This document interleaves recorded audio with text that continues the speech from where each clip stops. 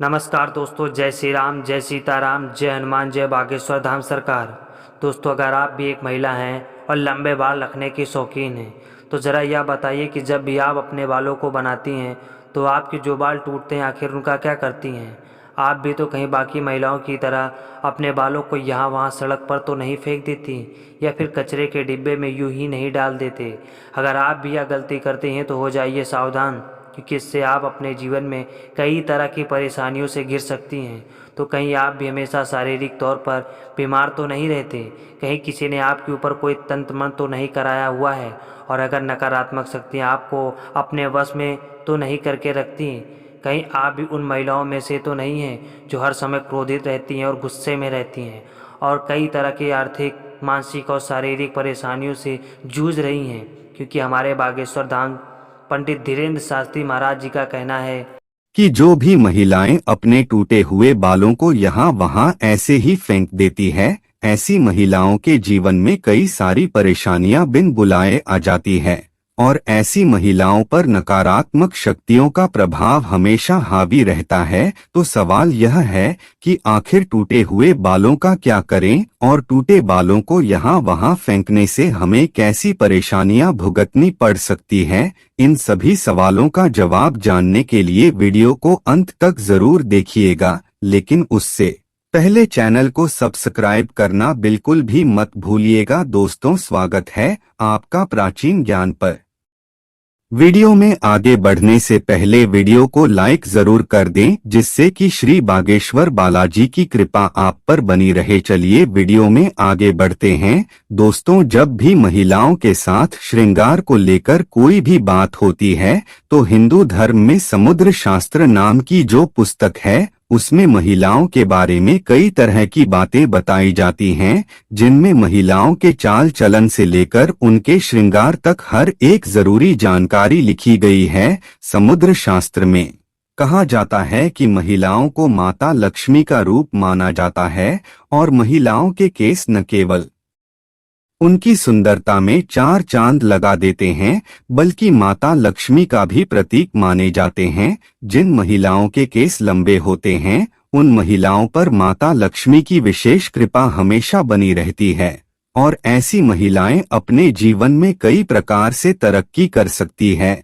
लेकिन गुरुजी का कहना यह भी है कि अक्सर महिलाएं अपने बालों के संबंध में कई ऐसी गलतियां कर देती हैं जिनका खामियाजा उन्हें भुगतना होता है। जैसे कि अक्सर महिलाओं को यह पता नहीं होता कि किस दिन उन्हें अपने बाल धोने चाहिए और साथ ही महिलाएं यह भी भूल जाती हैं कि उन्हें अपने सिर के बालों को कब कटवाना चाहिए और कब नहीं कटवाना चाहिए, और सिर के बालों से संबंधित जो भी खास नियम कायदे कानून होते हैं उनके बारे में भी महिलाएं लापरवाही बरती हैं। तो दोस्तों, हिंदू धर्म में मान्यता है कि अगर हफ्ते के 7 दिन में से कुछ विशेष दिन महिलाएं अगर अपने बालों को धोने से या कटवाने से उनके परिवार के लिए बिल्कुल भी उचित नहीं होता है। आपने अक्सर उन लोगों को कहते हुए सुना होगा कि महिलाओं को मंगलवार, गुरुवार और शनिवार को बाल ना तो धोने चाहिए और ना ही कटवाने चाहिए। इसके अलावा कई लोग महिलाओं को सोमवार को भी बाल धोने के लिए मना करते हैं। इसी के साथ महीने में भी कुछ ऐसे खास दिन बताए जाते हैं, जैसे अमावस्या, पूर्णिमा को बाल धोना या कटवाना वर्जित होता है, क्योंकि ज्योतिष कहता है कि इन दिनों में चंद्रमा ऊंची या नीची स्थिति में होता है, जिस वजह से यह हमारे मन और मस्तिष्क को प्रभावित कर सकता है और न केवल उनके शरीर को बल्कि उनके व्यवहार पर भी अपना असर दिखाता है। गुरुजी का कहना है कि सोमवार वाले दिन सुहागिन स्त्रियों को बाल धोने और कटवाने से बचना चाहिए, क्योंकि इससे उनके पति की तरक्की में रुकावट आती है। वहीं मंगलवार वाले दिन जो भी सुहागिन महिलाएं अपने बाल धोती हैं, ऐसे में उनकी कुंडली में मंगल ग्रह कमजोर होता है और उन्हें रक्त संबंधी परेशानियां होती है। साथ ही उनके जीवन में नकारात्मकता का प्रभाव भी बढ़ने लगता है। मंगलवार वाले दिन महिलाओं को बाल कटवाने से और अपने टूटे हुए बालों को यहाँ वहाँ फेंकने से भी बचना चाहिए। इसी के साथ जिन महिलाओं के छोटे या बड़े भाई बहन हैं, ऐसी महिलाओं को बुधवार वाले दिन भी बाल धोने से बचना चाहिए, क्योंकि बुध ग्रह आपके भाई बहन से संबंधित होता है। और जो महिलाएं बुधवार को अपने बाल धोती हैं, ऐसी महिलाओं के भाई बहनों की जीवन में कई परेशानियां एक साथ आ जाती है। अगर आपके भाई बहन नहीं है